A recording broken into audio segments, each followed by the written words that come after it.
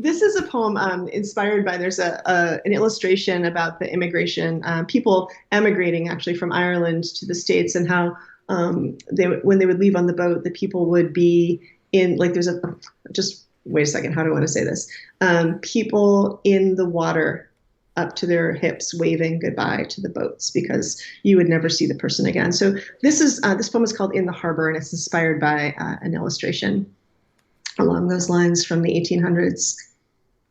In the harbor. I love the moment after buckling the seatbelt in a plane headed God knows where, anywhere. How I know there is no way to do laundry, dishes, or fix a leak. Everything all fuck it back behind me on the ground once I've lifted off. Which I think is almost, but also nothing like that moment after the Aquitania has started moving.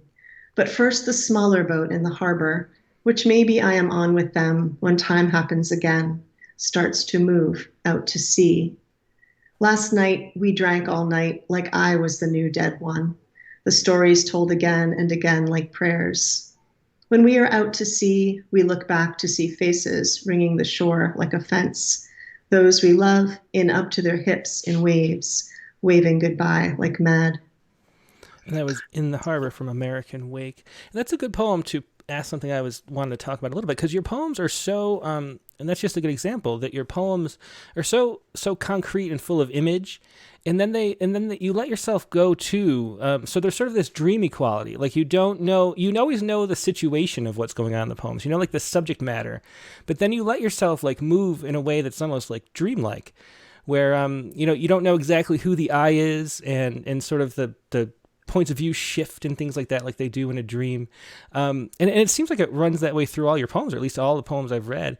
Is that something that you're conscious of, that you, like, how do you approach writing a poem? Like, are you, I don't know. It's hard to imagine how this gets written, Yeah. because it's so like free, even though it's, ends up very concrete and image based and sort of shaped at the same time. So what is your writing process like to come up with this sort of style? That's like I feel like that's the best question anyone's ever asked me, and I want to talk about it for like an hour. Well, go Um, ahead. but, but I love the concrete, and I love things that feel gritty and palpable. I love scene, and I love language that feels old and just I guess palpable. And I am such a restless minded person. Um, and I love poems that make a shift that sends you somewhere. Like, wait a minute, where have we gone? Why are we here? How did that happen? And so in this poem, I was thinking about how much I love to travel. Like, I'll just specifically talk about this poem.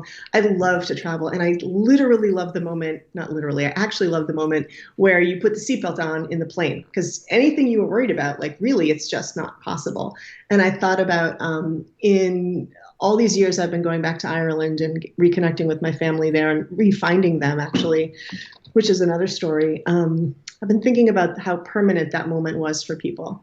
Like for me, it's a luxury. I can just be like, oh, I'm going to go and then I'm going to come home and then my stuff is going to be here. But for them, it was forever.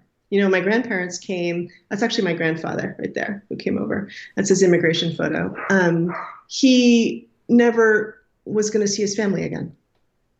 So I was thinking about that juxtaposition of the two, and I wanted to put them together, those two, like the luxury versus the lack of luxury. And I tend to write long poems. In this book, I tried real hard to bring some of them into a sonnet shape to try to constrict and see what I could make happen. I don't know if that fully answers the question, but I'm just really excited by poems that send me somewhere I don't expect.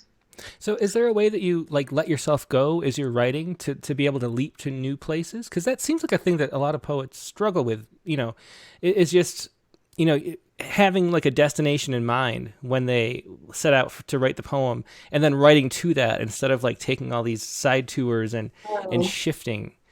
Yeah, like I know what I want a poem to feel like, but I don't know where I want it to go. And I Uh-huh. usually know where I want it to start. And I know some of the materials I want to use, but I try really hard not to know where I'm headed. Yeah. There might be some poets who think about, I'm going to end on this line. Like, I don't think I could ever do that. I know I might start with one and then let it fly away. But I guess naturally, temperamentally, for me, I really like association. I'm a really associative thinker. As a teacher, I'm the same way. Like I'll think I'm teaching one thing, and then all of a sudden I'm teaching something else. I'm like, oh, I guess this is what I was thinking about.